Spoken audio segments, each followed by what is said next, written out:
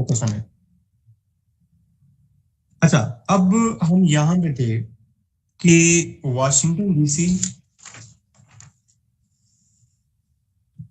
हाँ, electoral vote दिसंबर, हम यहां पे थे कि एक बहुत बड़ा इशू है, वो ये है कि कि फर्ज करो कि वाशिंगटन डीसी में 3 इलेक्टर जीत गए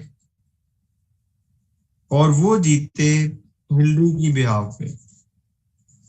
अब मसला ये है कि लोग बनाते हैं शूरा और शूरा बनाती है अमीर, लेकिन क्या शूरा पे वो लाजिम होता है कि जो कुछ उसको लोगों ने कहा है वो करे? तो आंसर इज नो। शूरा आजाद होती है कि वो जिस मर्जी को अमीर बनाए। The same system has been followed in US election system. क्या उन्होंने फॉलो किया? उन्होंने फॉलो ये किया कि ये जो 3 अब इलेक्टर्स आ गए हैं, now they are totally free. उन पे लाजिम नहीं है कि वो हिलरी की बिहाफ पे आए हैं तो वो हिलरी को वोट करें, या अगर वो ट्रम्प के बिहाफ पे हैं तो वो ट्रम्प को वोट करें। They are totally unpledged. अब इसका पॉजिटिव बेनिफिट भी है, इसका नेगेटिव बेनिफिट भी है। पॉजिटिव बेनिफिट ये है कि जाहिर बात है वो सोच समझ के पढ़े लिखे लोग होंगे, फैसला करेंगे। और नेगेटिव बेनिफिट ये है कि अगर किसी मतलब लोगों ने 30 लाख लोगों ने 3 इलेक्टर्स भेजे हैं on the behalf of Hillary और वो तीनों आगे वोट दे दें ट्रम्प को, तो ये 30 लाख वोट लोगों का वोट है वो तो डस्टबिन में चला गया ना। खैर, इसको हम बाद में देखते हैं, पहले हम अपने प्रोसेस पे वापस आते हैं।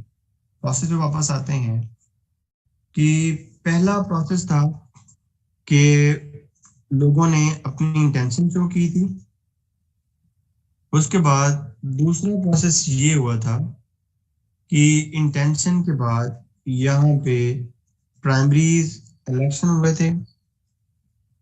प्राइमरीज के बाद यहाँ पे तीसरा स्टेप ये हुआ था, यहाँ पे डेलीगेट सेलेक्ट किए गए थे और डेलीगेट्स लाए गए थे कन्वेंशन में। कन्वेंशन में फाइनल नॉमिनेशन सेलेक्ट हुई थी। फाइनल नॉमिनेशन में अपना एक वाइस प्रेसिडेंट सिलेक्ट किया था। उसके बाद कैंपेन हुई on the basis of popular slogans. उसके बाद यहाँ पे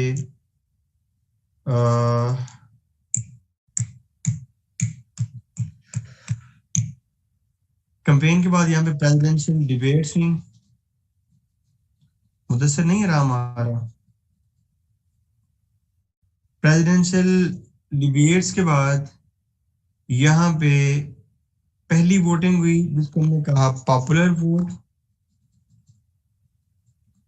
जिसके अंदर पीपल ने सिलेक्ट किया इलेक्टर्स को। उसके बाद यहाँ पे हुए इलेक्टोरल वोट,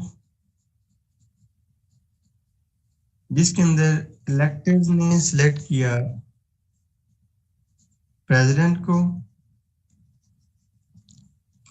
तो टोटल इलेक्टर्स होते हैं 538 डिवाइडेड बाय 2, 2 2 4 2 2 4 138 2 6 12 1 2 2 9 269 का इसका हाफ होता है 538 का। तो जो प्रेसिडेंट जो दो कैंडिडेट 270 इलेक्टर इलेक्टर, ये बात सबसे इंपॉर्टेंट है, लोग नहीं, पॉपुलर वोट नहीं, जो प्रेसिडेंट 270 इलेक्टर्स जीत जाता है वो प्रेसिडेंट बन जाता है। तो खैर, हम यहाँ पे थे कि जो इलेक्टर्स हैं वो वोट कर देते हैं किसको? प्रेसिडेंट को। और सॉरी, कैंडिडेट अच्छा लफ्ज होगा, कैंडिडेट को वोट कर देते हैं। ये वोट आ जाते हैं वॉशिंगटन डीसी में, और साल देखो आ गया है 2017।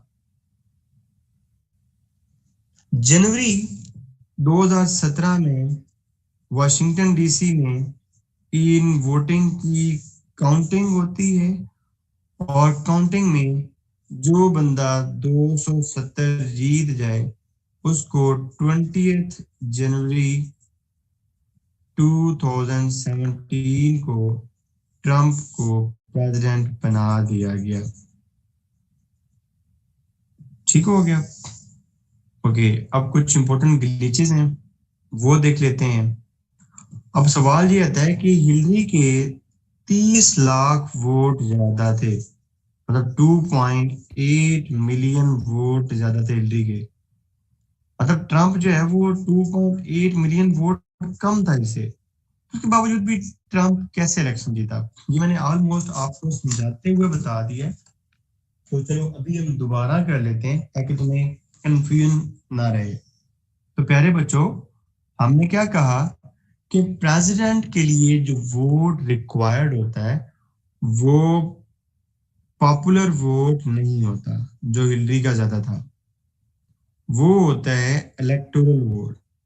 लेकिन अब सवाल ये आता है कि इलेक्टोरल वोट ज्यादा कैसे हो जाता है, पॉपुलर वोट ज्यादा हो कि इलेक्टोरल वोट कैसे दूसरे से ज्यादा हो जाता है। तो इसका आंसर ये है कि देखो, फर्स्ट करो, दो स्टेट हैं, एक है ए और एक है बी। ठीक है, ए में जो है 3 इलेक्टर्स हैं और बी में भी हैं 3 इलेक्टर्स। फर्ज करो यहाँ पे 100 वोट्स हैं दोनों में, इसमें भी 100 वोट हैं, इसमें भी 100 वोट हैं। फर्ज करो इन तीनों इलेक्टर्स को जीतने के लिए यहां से हिलरी और ये ट्रंप, यहां से हिलरी और ये ट्रंप। 100 में से हिलरी यहां पे जीत गई 90 वोट्स, तो मतलब हिलरी 51% पॉपुलर वोट जीत गई। और ट्रंप जो है वो यहां पे जीता कितने, बाकी जो बच गए 10 वोट, और ट्रंप ये तीनों इलेक्टर्स हार गया और ये तीनों इलेक्टर्स चले गए हिलरी के पास। यहां पे क्या हुआ, यहां पे हिलरी हार गई, और इस तरह हारी कि ट्रंप जीता 51 वोट, 100 थे वोट, और हिलरी जीती 49 वोट। लेकिन तीनों के तीनों इलेक्टर किसके किसके पास चले गए, तीनों के तीनों इलेक्टर चले गए ट्रंप के पास, क्योंकि मैंने आपको कहा कि जो 51% पॉपुलर वोट जीता है वो इलेक्शन जीत जाता है। But the important thing here is to realise, देखो हिलरी के पॉपुलर वोट कितने हैं इन दोनों में, सॉरी इलेक्टोरल वोट 3, ट्रंप के कितने हैं 3। इन दोनों में हिलरी का पॉपुलर वोट कितना है, हिलरी का पॉपुलर वोट है 90 और 49 कितना हो गया, 9 9 4 13, 139। और ट्रंप का कितना है, ट्रंप का है 10 और 51 61। ओ माय गॉश, मतलब दोनों के दरमियान, पॉपुलर वोट के दरमियान हेल ऑफ डिफरेंस है। In popular vote there is hell of difference, but at electoral vote they are equal. अब इसका फायदा क्या है, ऐसा होता क्यों है, ऐसा इसलिए हुआ, मैंने आपको पिछली क्लास में बताया था कि बेटा जब उन्होंने ग्रेट कंप्रोमाइज किया, कनेक्टिकट कंप्रोमाइज किया, तो मैंने आपको ये बताया था कि उन्होंने कंप्रोमाइज में कहा कि ऐसा ना हो कि किसी लार्जर स्टेट की लार्जर पॉपुलेशन प्रेसिडेंशियल इलेक्शन में छोटी स्टेट की छोटी पॉपुलेशन को बिल्कुल ही आउट क्लास कर दे। उन्होंने कहा कि मोबोक्रेसी ना हो। मोबो मतलब लोग अन्नेवाह, जिस तरह पाकिस्तान में है कि पाकिस्तान में कुत्ते बिल्ली सारों का वोट बराबर, और मोबोक्रेसी है जिसका वोट जिस तरफ चला गया बड़ा घर को। वो कहते हैं ऐसा नहीं होना चाहिए। देखो, वो ये कहते हैं पाकिस्तान है, पाकिस्तान में पंजाब की पॉपुलेशन ज्यादा है, तो प्राइम मिनिस्टर का डिसीजन हमेशा पंजाब से होता है। How bad. ठीक है। उसके बाद अगर आप ये सिस्टम चाइना में देखो, तो चाइना में है waste China and east China. अब वेस्ट चाइना की पॉपुलेशन ज्यादा है, ईस्ट चाइना की पॉपुलेशन है नहीं। तो यहाँ पे क्या इशू है, यहाँ पे ये इशू है कि जो भी कंट्रोल है वो वेस्ट चाइना के हैंड में है, ईस्ट चाइना के पास कुछ होता ही नहीं है। Same is the case with Australia. अगर आप ऑस्ट्रेलियन पॉपुलेशन देखो, तो ऑस्ट्रेलिया की पॉपुलेशन भी साइड से ज्यादा है। On sides population is more, जबकि सेंटर में पॉपुलेशन है ही नहीं। तो अगेन ये जो साइड वाली पॉपुलेशन है, ये ज्यादा इन्फ्लुएंस, ये ज्यादा रोल प्ले करती है। Same is the case with United states of America. United states of America, अब यूएस के भी साइड में पॉपुलेशन ज्यादा है। मतलब यहाँ पे वॉशिंगटन, कैलिफोर्निया और इधर न्यूयॉर्क, न्यू जर्सी, ओरिगोन, यहाँ पे पॉपुलेशन ज्यादा है और सेंटर में पॉपुलेशन कम है। और आपने 2016 के इलेक्शन में यही सुना होगा कि जो मेजर बड़े बड़े सिटीज हैं, अगर पाकिस्तान की बात करें, जो पंजाब से जीता वही प्रेसिडेंट, वही पीएम। यूएस के केस में देखो, आपने यही सुना होगा कि जो शहरी इलाके थे, न्यूयॉर्क, न्यू जर्सी, कैलिफोर्निया, जो मम्मी डैडी इलाके थे, वहां से बेशक हिलरी जीत गई, मेजर पॉपुलेटेड एरिया से बेशक हिलरी जीत गई, लेकिन हिलरी ज्यादा पॉपुलेशन वाले एरिया से जीत कर भी प्रेसिडेंट नहीं बन सकी because of this electoral vote.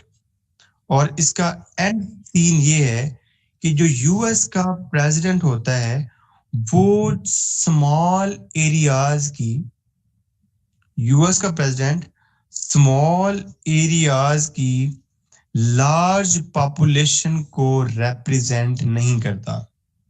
US का president more number of states of the United states of America को रिप्रेजेंट करता है। और कहा यह जाता है कि president of America is not the president of population, he is the president of the states of the United states of America. और मेरा बेटा, मैं बड़ी तसल्ली के साथ तुम लोगों को ये बात बता रहा हूं कि जो कोई भी तुम्हारा बंदा जानने वाला किसी भी एकेडमी में पढ़ता है ना, पहली बात तो ये है कि वो प्रेसिडेंशियल सिस्टम समझाते ही नहीं है, क्योंकि ये इतना कॉम्प्लिकेटेड है। ठीक है, अगर तुम लोगों को इतनी सिंपलिसिटी करने के बावजूद भी समझ नहीं आया, तो फिर आई एम सॉरी टू से, नो यू कैन कमेंट के कितने लोगों को समझ आया और कितने लोगों को नहीं समझ आया।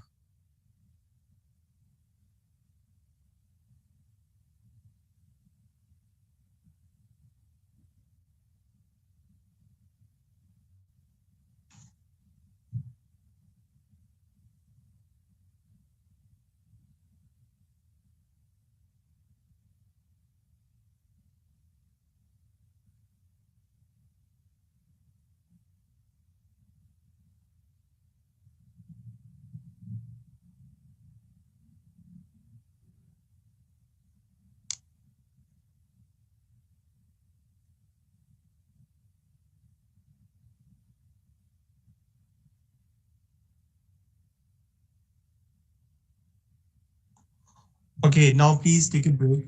थोड़ा सा वक्फा करो। No text, no text. थोड़ी सी और बातें रहती हैं वो कर लें, फिर उसके बाद आते हैं। Just take a break, hold, stop stop stop stop, no text. No text, no, stop stop stop stop stop stop. Okay, अब हम कुछ बातें करते हैं, ठीक है, वो बड़ी इंपॉर्टेंट है कि ओके सर ये तो हो गया प्रेसिडेंट का इलेक्शन, क्या वहां पे जो हाउस ऑफ रिप्रेजेंटेटिव का और सेनेट का इलेक्शन है वो भी ऐसे ही होता है? तो आंसर इज नो। वो ऐसे ही होता है जिस तरह के हमारे इलेक्शंस होते हैं। मसलन हमारे किस तरह होते हैं? डायरेक्ट इलेक्शन, इसकी टर्म है 2 साल, इसकी टर्म है 6 साल, ठीक है। Okay, the important thing is इसके कांग्रेस के, अब कांग्रेस में कौन होता है? कांग्रेस में होता है अपर हाउस और लोअर हाउस। इसकी टर्म है 6 साल और इसकी टर्म है 2 साल, ठीक हो गया। लेकिन इनके कांग्रेस का इलेक्शन हर 2 साल बाद होता है। इसकी तो आपको समझ आ गई होगी। अच्छा, कांग्रेस का इलेक्शन डायरेक्ट होता है, जिस तरह हमारा होता है कि लोग आते हैं कांग्रेस के मेंबर को वोट करते हैं, जिसके वोट ज्यादा होते हैं वो जीत जाता है। आपको इसकी समझ नहीं आएगी कि सर ये फिर कैसे, लेकिन अगर आपको समझ आनी चाहिए क्योंकि पाकिस्तान का भी ऐसे होता है। पाकिस्तान का थोड़ा सा डिफरेंट है कि टर्म सेंटर की 6 साल है, लेकिन इलेक्शन हर 3 साल बाद होता है। अब 3 साल बाद क्या होता है कि 1/3 रिटायर, लेकिन खैर पाकिस्तान का हमारा कंसर्न नहीं है, मैं आपको यूएस का समझाता हूँ। यूएस का ये है कि टर्म 6 साल है और सेनेटर है 100, तो हर 2 साल बाद 1/3 सेनेटर रिटायर हो जाते हैं।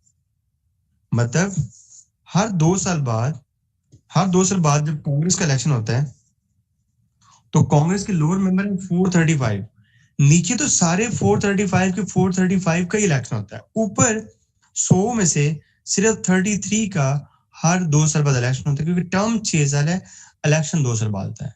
अब आखिरी बात, just give me 10 minutes and we will be beautifully submit इंशाल्लाह। आखिरी बात देखो कि US mid term elections are the audit of the US presidency. Comment. अब इस बात को भी समझना है कि US midterm election are the audit of US presidency. इसके अंदर सिर्फ एक बात जो है वो समझने वाली। पहली बात तो ये है कि प्रेसिडेंट की टर्म है 4 साल,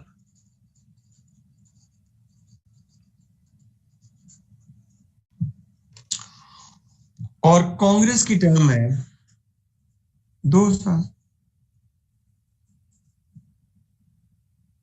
मतलब प्रेसिडेंट की मिड टर्म में एक कांग्रेस का इलेक्शन आता है। तो आपने ये बात याद रखनी है कि जो मिड टर्म इलेक्शन होता है वो प्रेसिडेंट का नहीं होता, वो कांग्रेस का होता है। ये प्रेसिडेंसी को इंपैक्ट कैसे करता है? देखो 2012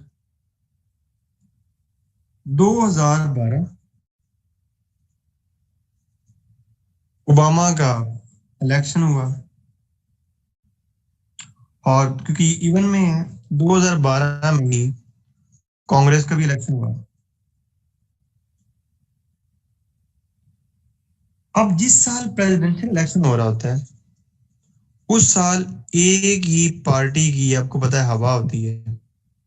जो इधर इलेक्शन जीत जाता है वो इधर इलेक्शन जीत जाता है। यही हुआ 2012 में ओबामा की दूसरी टर्म में। ऊपर भी डेमोक्रेटिक पार्टी जीत गई, नीचे भी डेमोक्रेटिक पार्टी जीत गई। तो 2012 से लेके 2014 तक प्रेसिडेंट के लिए ये जो टर्म थी, this term was like a bed of roses.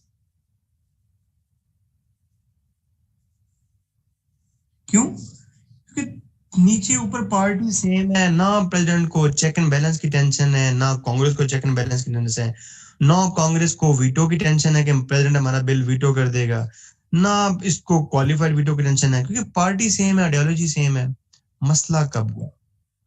मसला ये हुआ कि 2012 से 2000 जब 14 आया, तो यहाँ पे हुआ मिड टर्म इलेक्शन, और यहाँ पे हुआ कांग्रेस का इलेक्शन, और यहाँ तक ओबामा अपनी पॉपुलैरिटी खो चुका था। तो यहाँ इस मिड टर्म इलेक्शन में ओबामा की डेमोक्रेटिक पार्टी के अगेंस्ट रिपब्लिकन पार्टी जीत गई। अब जब रिपब्लिकन पार्टी जीती तो 2014 से लेके 2016 तक ऊपर प्रेसिडेंट था डेमोक्रेटिक पार्टी का, नीचे जनता थी रिपब्लिकन पार्टी की। तो वही बिली चूहे वाला खेल, check balance check balance check balance. तो इसलिए वो जो बेड ऑफ रोजेस था वो प्रेसिडेंट के लिए बेड ऑफ थॉर्न्स बन गया। तो समझाने की बात ये है कि अगर अपने 4 ईयर की टेन्योर में अगर ये पहले 2 साल प्रेसिडेंट अपनी पॉपुलैरिटी लूज कर दे, अच्छे काम ना करे, तो यहाँ पे जो मिड टर्म इलेक्शन होता है वो प्रेसिडेंट के लिए ऑडिट बन जाता है। प्रेसिडेंट के लिए ऑडिट बन जाता है। अब देखो, दोनों अलग अलग डोमेन में, दोनों अलग अलग डोमेन में है, लेकिन कितना खूबसूरत उनका सिस्टम है कि ये चेक क्रिएट करता है। और जब मैं आपको ये पढ़ा रहा हूँ कि विल्सन ने लीग ऑफ नेशन को क्यों नहीं ज्वाइन कर सका था, विल्सन के साथ यही हुआ था। विल्सन का 2016 में इलेक्शन हुआ, पार्टी आ गई अपनी ऊपर नीचे, लेकिन जैसे ही 2018 का इलेक्शन हुआ विल्सन का, ऊपर तो आ गए डेमोक्रेट्स, नीचे पार्टी चेंज हो गई, आ गई रिपब्लिकन। और यही बात है, रिपब्लिकन ज्वाइन नहीं करना चाहते थे, तो बेचारा विल्सन पूरा जोर लगाने के बावजूद, सॉरी ये 1916 है, विल्सन अपना पूरा जोर लगाने के बावजूद 1919 में बनने वाली लीग ऑफ नेशन को ज्वाइन नहीं कर सका था। ओके बच्चों, now I am open two questions. बस पहले मुझे ये बता दो, पहले मैं दिल खुश कर दो कि किन लोगों को 100% समझ आई है, बिल्कुल चौकस, फिर बाकी क्वेश्चन बात करेंगे। Very good, very good,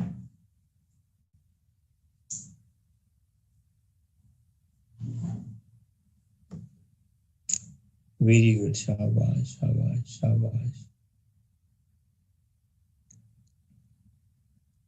thank you so much, thank you so much. बस ठीक है, पेपर में ऐसे लिखोगे ना तो एक समाज है ना वो बन जाएगा। ओके नाउ, जिन्होंने ब्रेक लेनी है वो ब्रेक लें, और क्योंकि तुम्हारा दिमाग जो है वो फुल टाइम गर्म हो गए होंगे, तो टेक ब्रेक अप टू 11 तक ब्रेक लो। बाकी जिन लोगों को समझ नहीं आया तो मुझसे एक पर्टिकुलर क्वेश्चन पूछो, क्वेश्चन पूछो, एक एक करके, एक एक करके, सारे नहीं।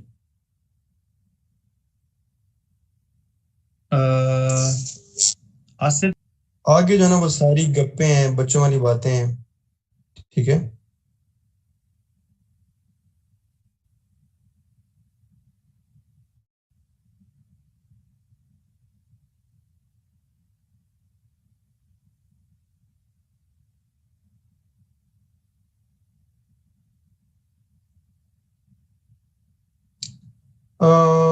यार जुहेब, इस तरह है कि 1644 में ना छोटी बहुत स्किर्मिशेस जो है ना वो स्टार्ट हो गई थी।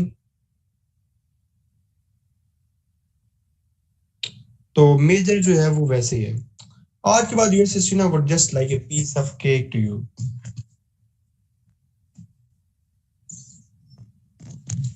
बेटा मैंने आपको पहले ही बता दिया कि कोर्स ऑफ वार्स इंपॉर्टेंट नहीं है।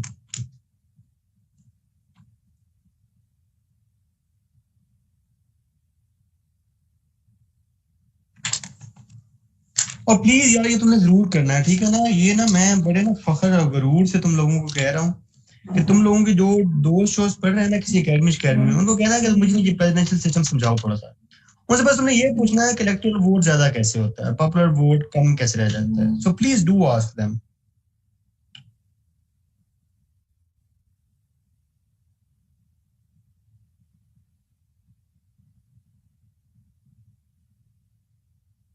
अच्छा, now the easiest things are here कि ओके, अगर मैं तुम लोगों से क्वेश्चन पूछूं कि पहला प्रेसिडेंशियल इलेक्शन कब हुआ?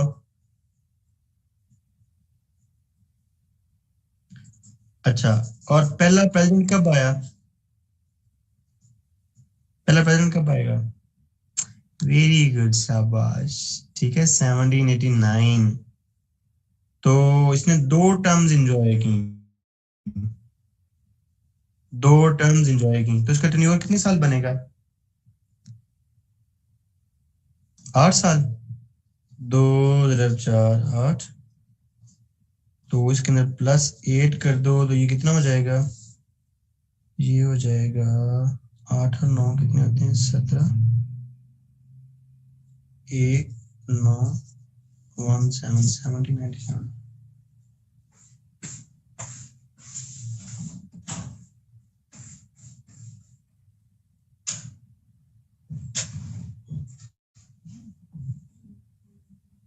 बड़े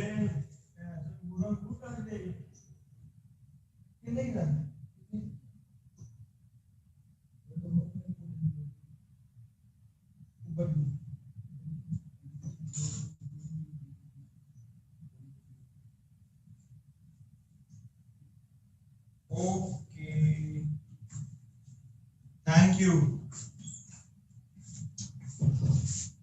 thank you, thank you, thank you for that wonderful T. And अच्छा,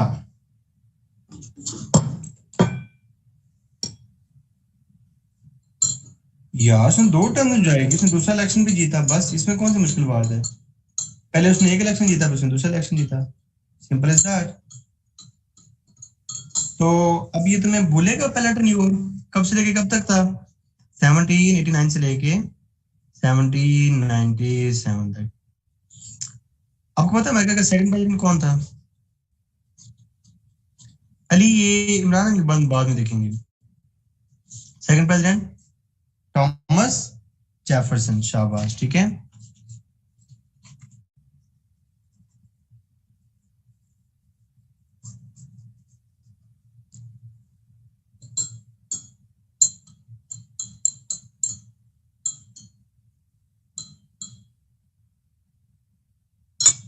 और ये जो तुम सब लोगों ने लिखा हुआ ना, इसके ऊपर बड़ा सा कांटा लगाओ, ठीक है, बिकॉज यही वो एमसीक्यू में पूछेगा और यहीं पे बहुत सारे लोग कंफ्यूज होते हैं। The second president was not Thomas Jefferson,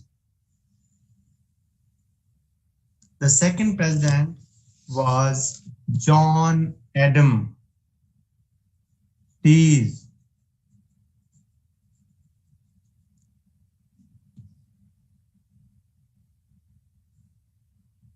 how का क्या मतलब है? राम साहब, हाउ क्या मतलब? बस उसने इलेक्शन जीत लिया, दैट्स इट।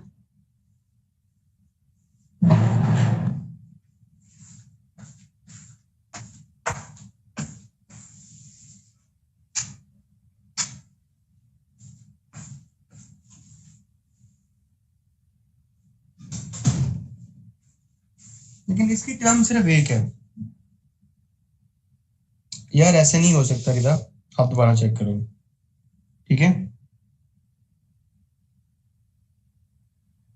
इसकी टर्म सिर्फ एक है, ये लगा 1789, अब इसकी सिर्फ एक टर्म है, सॉरी 1797, अब इसकी सिर्फ एक टर्म है, तो ये कितने साल प्रेसिडेंट रहेगा?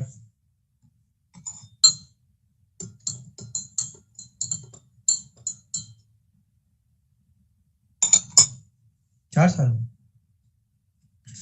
ये हो गया 1801। और थर्ड प्रेसिडेंट कौन है? वो जो आपने अभी बताया, थॉमस जेफरसन।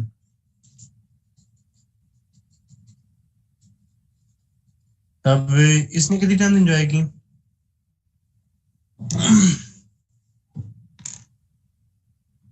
अंगूर खाने हैं आप लोगों ने?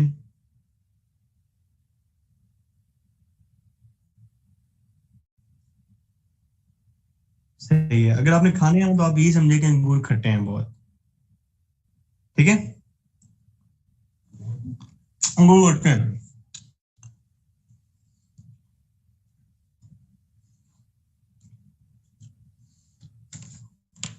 अच्छा, दो टर्म में जाएगी। यार मैं मलंग आदमी हूँ, बस जो मुझे अच्छा लगता है बस मैं वही करता हूँ। मैंने ये नहीं देखा कभी कि किसके साथ कोई चीज सूट करती है या नहीं करती। अच्छा, दो टर्म्स तो 1801 प्लस 8 1809।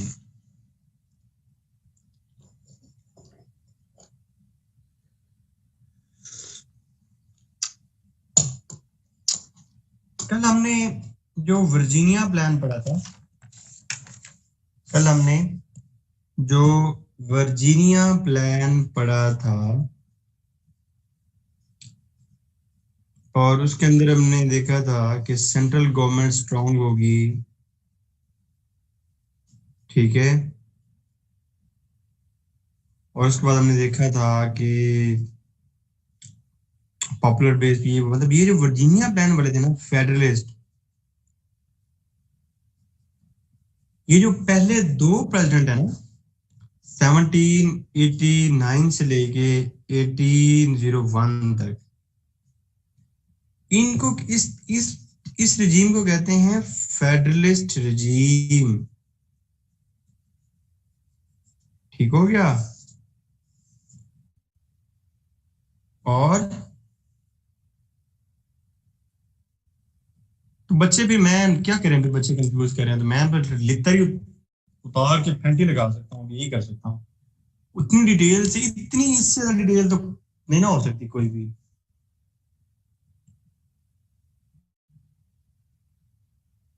और उल्लू के गानों सिंपली याद रखो कि अमेरिकन प्रेसिडेंट 2016 में जीता था इलेक्शन और प्रेसिडेंट 2017 में बना था।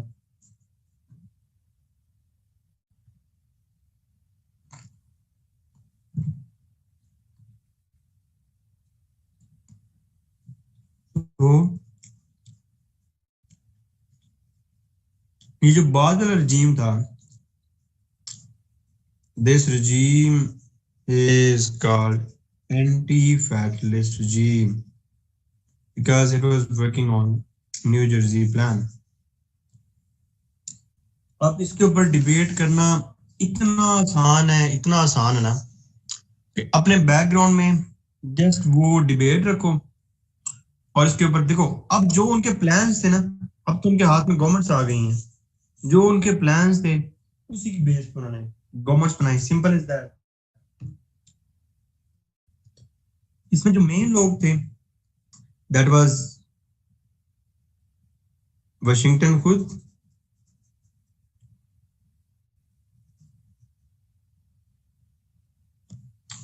उसके बाद जो मेजर रोल था जॉन एडम भी था, सेकंड प्रेसिडेंट। और जो एक मेजर बंदा था दैट वाज हैमिल्टन। ये तीन नाम तुमने जरूर याद रखने हैं।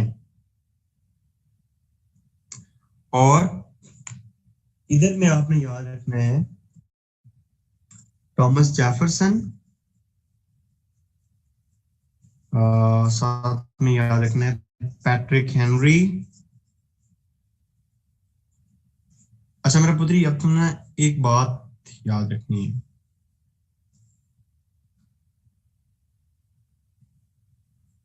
एक तुम्हें याद रखनी है, Hamilton model of foreign policy, और एक तुम्हें याद रखना है Jefferson model of foreign policy.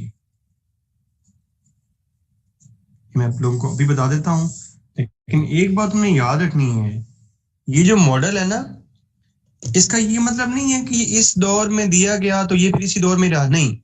जिंदगी में कभी भी अमेरिका की अगली आने वाली लाइफ में भी जो प्रेसिडेंट इस मॉडल के मुताबिक काम कर रहा होगा, हम उसको कहेंगे कि this president is working under Hamilton model of foreign policy. और जो प्रेसिडेंट इस मॉडल के मुताबिक काम कर रहा होगा, उसको कहेंगे कि this president is working under Jefferson model of foreign policy. America बना था नया नया, अमेरिका बना था नया नया। हैमिल्टन जो था वो ये चाहता था कि अमेरिका नया बना है, इसलिए हमारा जो पूरा फोकस है वो ये होना चाहिए कि जो डोमेस्टिक ग्रोथ है, डोमेस्टिक ग्रोथ ऑफ इंडस्ट्री है, वो हमारा प्राइम फोकस होना चाहिए। और डोमेस्टिक ग्रोथ ऑफ इंडस्ट्री कैसे होगी कि हम दो काम करें। नंबर वन की जो हमारी घर पे इंडस्ट्री है उसको हम सब्सिडी दें ताकि वो कम कीमत पे चीजें बनाए।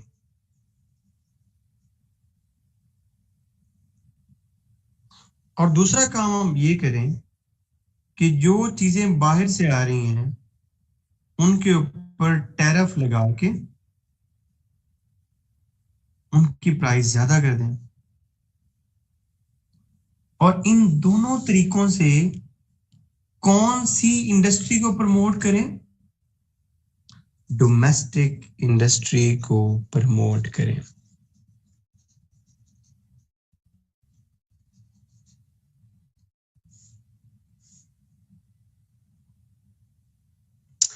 ट्रम्प कौन सा model of foreign policy follow कर रहा है?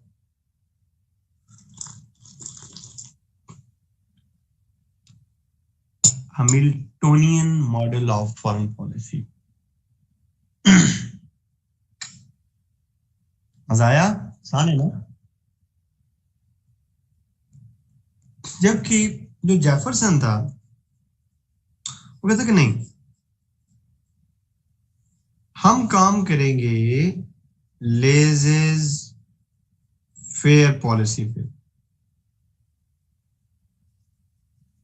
अब लेजेस फेयर पॉलिसी क्या होती है?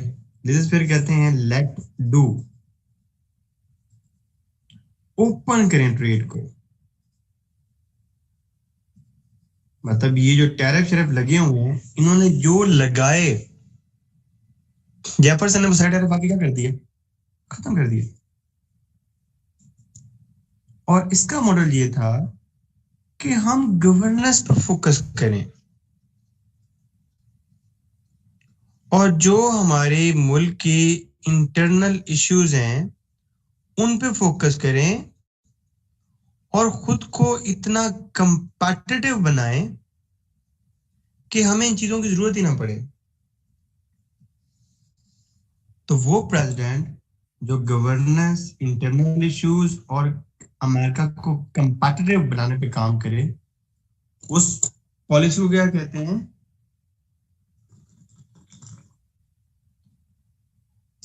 Jeffersonian model of foreign policy, like Obama was working on it. Yes, China is working on Jeffersonian model of foreign policy.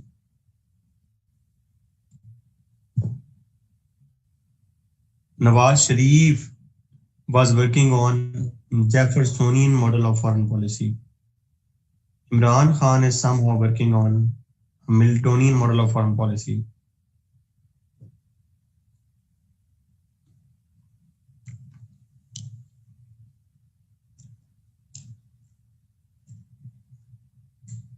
अच्छा, ये लोग कहते थे, ये लोग कहते थे जो इकोनॉमिक कंट्रोल है, जो इकोनॉमिक और पॉलिटिकल कंट्रोल है। जी जी बेटा, वही बताया मैंने, क्या साइंस बताई बेटा, बस ऐसे ही है। जो इकोनॉमिक, अहमद पहले ये पढ़ लें जो पढ़ रहे हैं।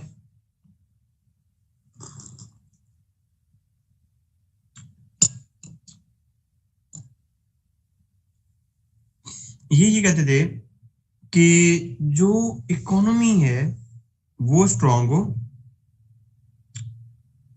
और जो पॉलिटिकल कंट्रोल है वो मुल्क के टॉप एलीट के पास हो और गवर्नमेंट के अंदर कॉमन मैन का कोई भी रोल ना हो। इसलिए टू योर सरप्राइज अक्सर कहा जाता है कि American revolution was not a complete revolution, क्योंकि इस रेवोल्यूशन के बाद भी सारे लोगों को वोटिंग राइट या मुकम्मल राइट्स नहीं मिले थे।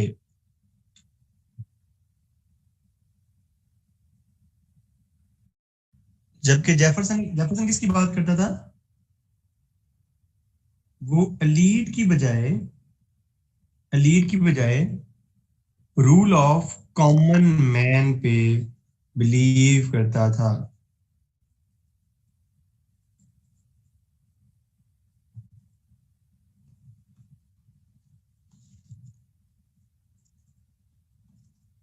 American revolution was incomplete revolution because revolution के बाद जो बनने वाली गवर्नमेंट है उसके अंदर कॉमन मैन को रोल नहीं दिया गया था। देखो मेरी बात सुनो, रेवोल्यूशन किस लिए आता है? रेवोल्यूशन का बुनियादी मकसद क्या होगा है? रेवोल्यूशन का बुनियादी मकसद यही होता है ना, चेंज लेके आना, कि जो पॉलिटिकल, जो इकोनॉमिक, सारी चीजें एक जगह पे इकट्ठी हो गई हैं पार्स, उन पार्स के बीच चेंज लाके उन पार्स की रीडिस्ट्रीब्यूशन की जाए किसके दरमियान? Among common masses. यही रेवोल्यूशन का बुनियादी काम होता है ना।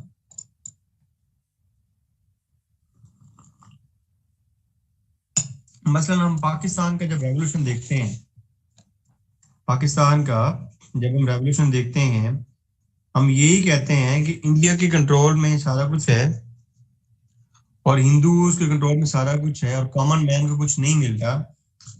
तो इसीलिए हमने रेवोल्यूशन लेकर आए ना, और हमने कहा कि हम ऐसा ऐसा पाकिस्तान बनाएंगे जहां पे कॉमन मैन का रोल होगा। तो क्या ऐसा हुआ? We had an incomplete revolution. पता नहीं यार, मुझे एक अक्सर शेर याद आ जाता है, बस वो मैंने सुनाना ही सुनाना होता है। पंजाबी है जिन लोगों की, तो पंजाबी एक शायर है रऊफ शेख। रऊफ शेख का एक शेर है कि जोर वराने हर बुए थे अपना नाम लिखा लेता है। मतलब जो जोर कहते हैं पावरफुल को, पावरफुल, कि जो पावरफुल थे उन्होंने हर दरवाजे पे अपना नाम लिखवा लिया। और क्या हुआ है? वो गलियां विच रुलदा फिरदा है जिसने शहर वसाया है। अब देखो ना, शहर किसने बसाया था? शहर कॉमन मैन ने बसाया था।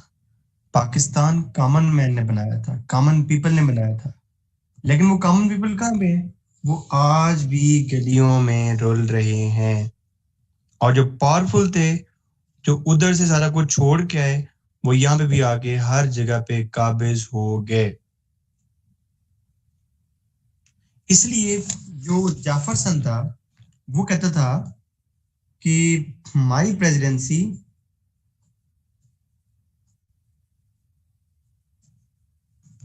is the second revolution of the United States of America। क्यों कहता था कि पहले रेवोल्यूशन के बाद सारा कुछ क्या हो गया, पहले रेवोल्यूशन के बाद कहता था कि सारा कुछ हो गया सेंट्रलाइज्ड, क्योंकि इन्होंने जो गवर्नमेंट बनाई उसके अंदर सारा रोल दे दिया एलीट को और इंडस्ट्रियलिस्ट को। ठीक है, अब जब इनको रोल दे दिया तो जो भी प्रोटेस्ट करता ये उसके अगेंस्ट फोर्स यूज करते हैं। जैसा कि एक प्रोटेस्ट हुआ विस्की रेबेलियन उसको कहते हैं।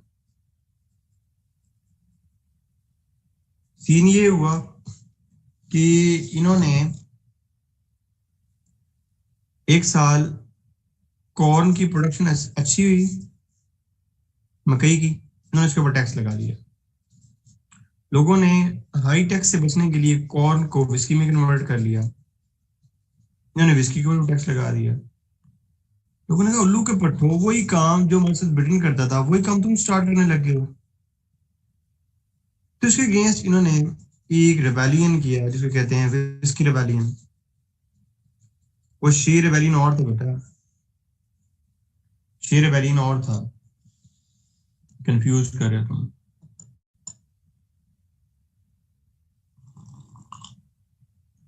शी रेबेलियन को आपने लिखना है जब एक कॉन्स्टिट्यूशन से दूसरे कॉन्स्टिट्यूशन में लाने की डिबेट कर रहे हो। अब विस्की रेबेलियन को क्रश करने के लिए पहली दफा यहाँ पे 15,000 की आर्मी रिक्रूट की वाशिंगटन ने।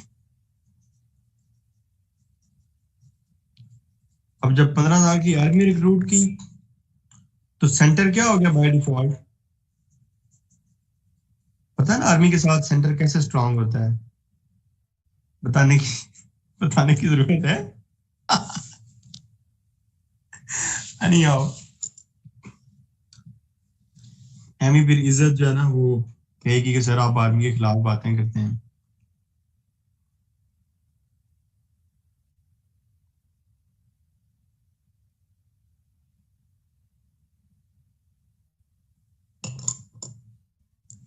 अच्छा, दूसरी साइड पे जब जेफरसन आया, जेफरसन बजाय इंडस्ट्रियलिस्ट के जेफरसन प्रमोट करता था किसको? एग्रीकल्चर वालों को, और ये बात करता था रूल ऑफ कॉमन मैन की, और ये बात करता था Jefferson model of foreign policy पे, ये बात करता था रिफॉर्म्स की। तो इसको जो अपने दौर में सबसे अच्छी रिफॉर्म लगी, इसने कहा कि इतनी बड़ी आर्मी रखने की कोई जरूरत नहीं है। तो जो उन्होंने 15,000 की आर्मी बनाई हुई थी उसने रिफॉर्म के जरिए इस आर्मी को सिर्फ और सिर्फ 3,000 कर दिया, और कहा कि जो मेजर पोर्शन ऑफ रेवेन्यू है that should be spent on common message. अगर नेपाल की आर्मी भी यही मेथड फॉलो कर ले तो कितना अच्छा हो जाएगा, लोगों की जिंदगियां बदल जाएंगी। ठीक है, नेपाल वो जो एक मुल्क है साउथ एशिया का, मैं उसकी बात कर रहा हूं। ठीक हो गया? ओके, नहीं मैंने नेपाल की बात की है। नेपाल मीन जिसके अंदर वो केटू की पहाड़ियां शाड़ियां हैं और वो सारा कुछ, दाम टॉकिंग डार्क कंट्री।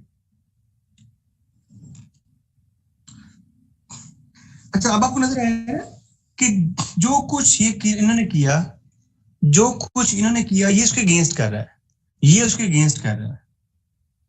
तो कितनी इसके ऊपर मजेदार डिबेट बनेगी अगर फेडरलिस्ट और एंटी फेडरलिस्ट रजीम के ऊपर कुछ आ जाए। अच्छा, यहाँ पे जो जो इन्होंने इकोनॉमिक पॉलिसी दी उसको कहते हैं हैमिल्टन फाइनेंशियल प्लान। हैमिल्टन जो है, अब ये जेफरसन सॉरी ये वाशिंगटन का क्या था भला, इसका फाइनेंस सेक्रेटरी था और अमेरिका का पहला फाइनेंस सेक्रेटरी था। और नहीं है, अमेरिका का पहला फाइनेंस सेक्रेटरी था।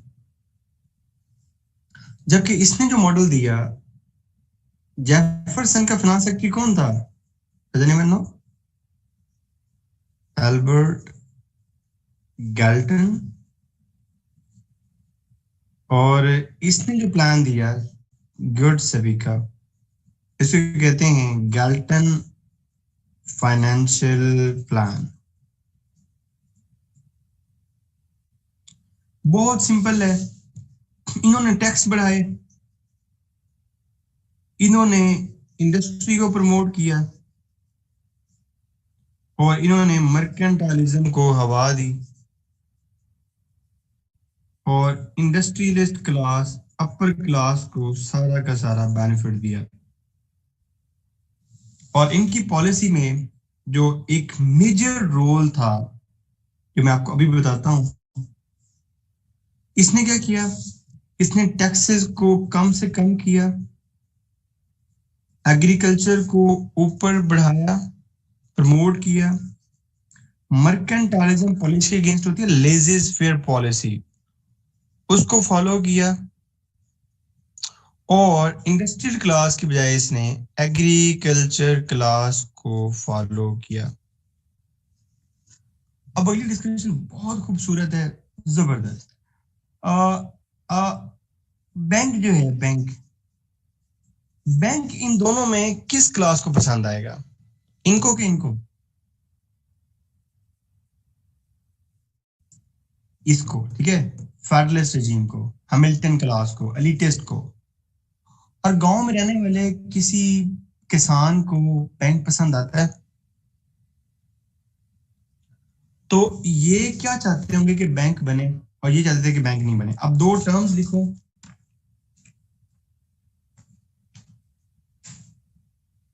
एक लिखो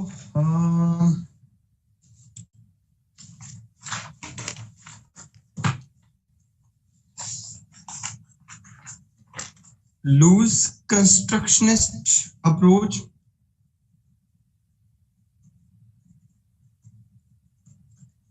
अब तो मुश्किल नहीं लग रहा ना सारा कुछ, अब तो बिल्कुल बच्चों वाला है ना सारा कुछ।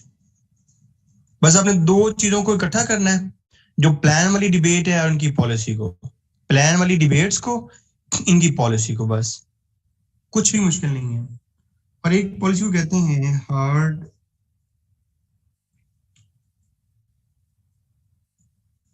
कंस्ट्रक्शनिस्ट अप्रोच।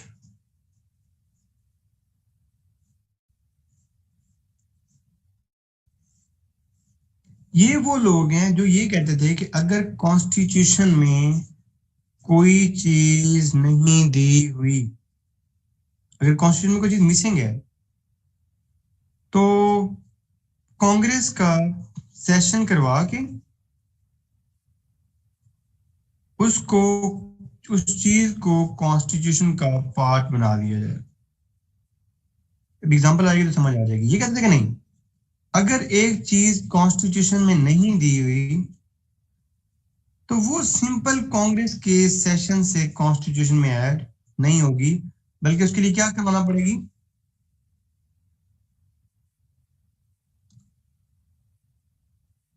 अमेंडमेंट करना पड़ेगी। आपके माइंड में कुछ आ रहा है कि ये इतनी डिबेट क्यों जनरेट हुई, ये इतनी बड़ी डिबेट क्यों जनरेट हुई? कोई ज़हन को घुमाओ, थोड़ा जोर दो। वेरी गुड सभी का। बैंक, बैंक को क्या, बैंक को क्या?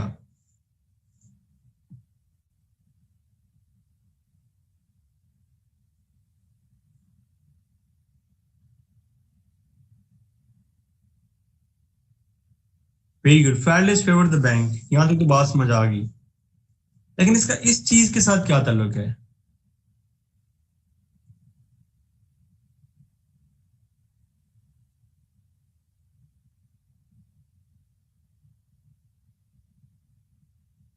चलो इस चीज समझो ना।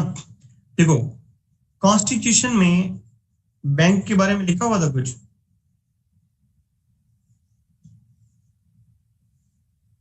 सारी कहानी समझ आ गई है?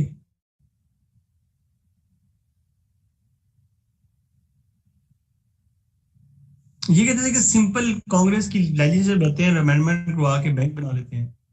जबकि वो कहते हैं अगर बैंक बनवाना है तो क्या करो, अमेंडमेंट करो।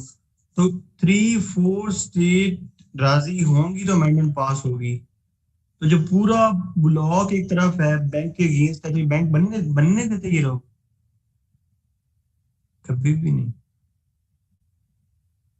लेकिन आपने एक बात याद रखनी है कि जब भी किसी का रजीम होता है, एनी हाउ उसका अपर हैंड तो होता है। तो बैंक बनेगा या नहीं बनेगा? मिल्टन ने बनाया बैंक, नेशनल बैंक बना। और जैसे ही जेफरसन आया, उसने बैंक को स्क्रैप कर दिया।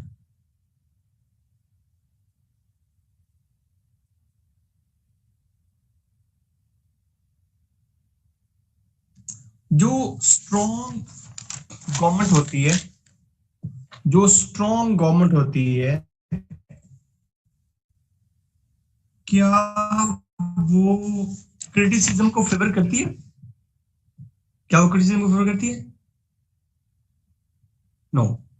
इसलिए इन्होंने जो एक्ट पास किए, that was known as sedition act. Sedition क्या होता है?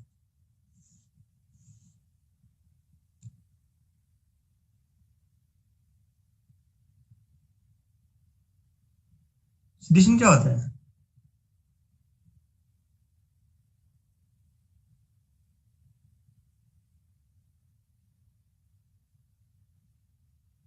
बगावत, शाबाश। डिच समन, ये वो डेसेंट, डिसएग्रीमेंट, क्राइम। ये था कि जो बंदा भी इनके अगेंस्ट बात करता था, उसका मुंह बंद करवा देते थे ये लोग, और उसको सर्टेन पीरियड ऑफ जेल भी देते थे, या ब्लैक वीको दे के रैप करवा देते थे।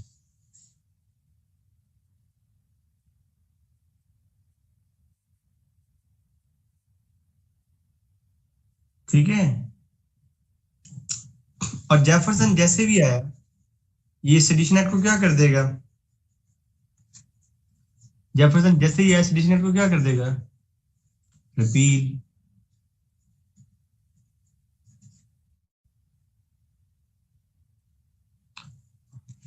क्या ट्रम्प ये चाहता है कि उसके मुल्क में ज्यादा से ज्यादा इमिग्रेंट्स आए?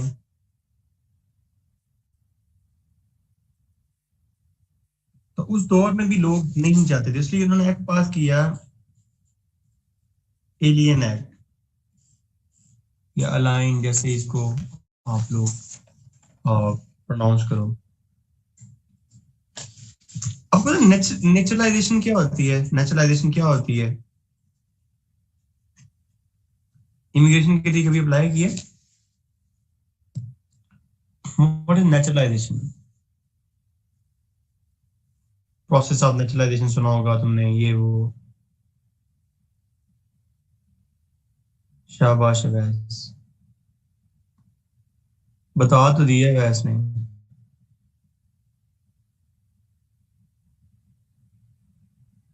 सिटीजनशिप बनने के लिए एक जो टाइम पीरियड रिक्वायर्ड होता है, मतलब जैसे आप सीएसपी बनेंगे तो आपके लिए 2 साल का टाइम पीरियड होगा प्रोबेशन का, कि अगर आप काबिल नहीं है तो फिर आप घर जाएं। इस तरह एक नेचुरलाइजेशन का पीरियड होता है, उसके बाद वो सिटीजनशिप इसको दी जाती है। इन्होंने ये क्योंकि प्रमोट नहीं करते थे, इन्होंने नेचुरलाइजेशन का पीरियड कर दिया 14 साल, कि जो बंदा 14 ईयर्स तक नहीं रहेगा। अच्छा, आप नेचुरलाइजेशन का पीरियड जब भी आप ज्यादा कर देते करते हैं, तो इमिग्रेशन कम होती है या ज्यादा होती है?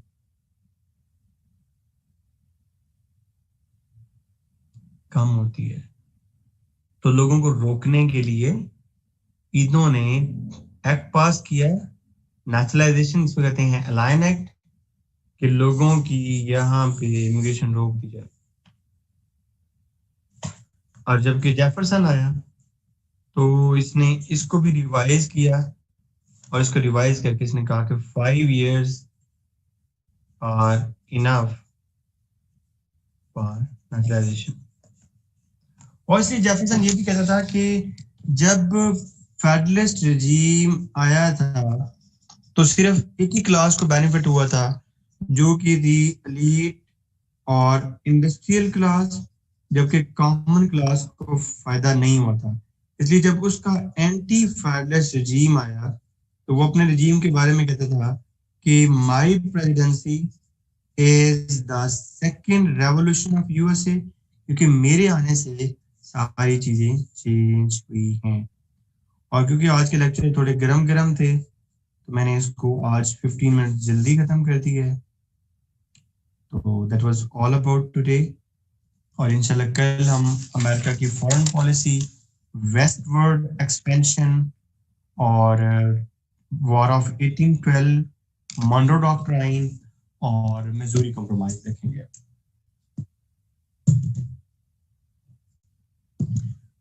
ये हम कल कल देखेंगे ना बेटा, कल हम इसको देखेंगे। Democrats follow the Jeffersonian model of foreign policy, while Republicans follow, well, Nadeem, ये बड़ा एक जनरलाइज सी स्टेटमेंट है। ये पर्सन टू पर्सन बात वेरी कर जाता है। पर्सनालिटी ऑफ द प्रेसिडेंट भी तो हो सकती है ना। Nadeem, you got my answer not?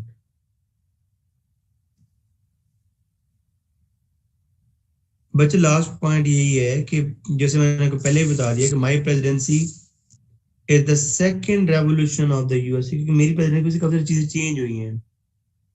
ठीक है बेटा, मैंने आपको, पता नहीं यार तुम लोग कैसे सुनते हो, एक दफा को कितनी दफा रिपीट करना पड़ता है। मैं तुम्हें ये कहा है कि मेरिट्स और डिमेरिट्स में तो मोटे मोटे बता दिए हैं, सिस्टम तुम्हें समझा दिया है।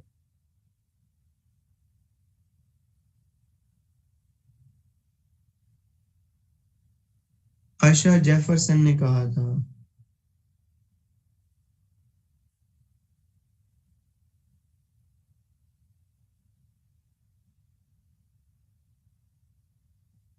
नेचुरलाइजेशन सिटीजनशिप को कहते हैं।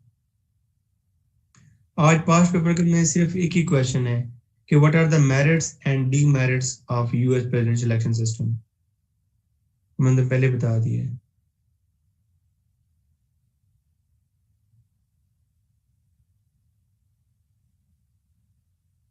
यार ये एक बात कितनी दफा बतानी होती है, मैं आया नहीं पढ़ाऊंगा, मैं पाक अफेयर नहीं पढ़ाऊंगा, मैं करंट अफेयर नहीं पढ़ाऊंगा। मैं अगर पढ़ाऊंगा तो शायद मैं इंटरनेशनल लॉ या पंजाबी पढ़ाऊंगा, बस इसके अलावा मैं कुछ नहीं पढ़ाऊंगा।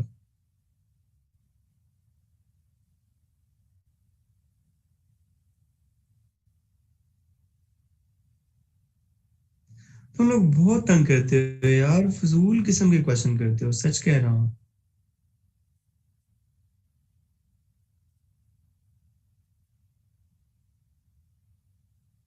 तंग करने का मजा आता है।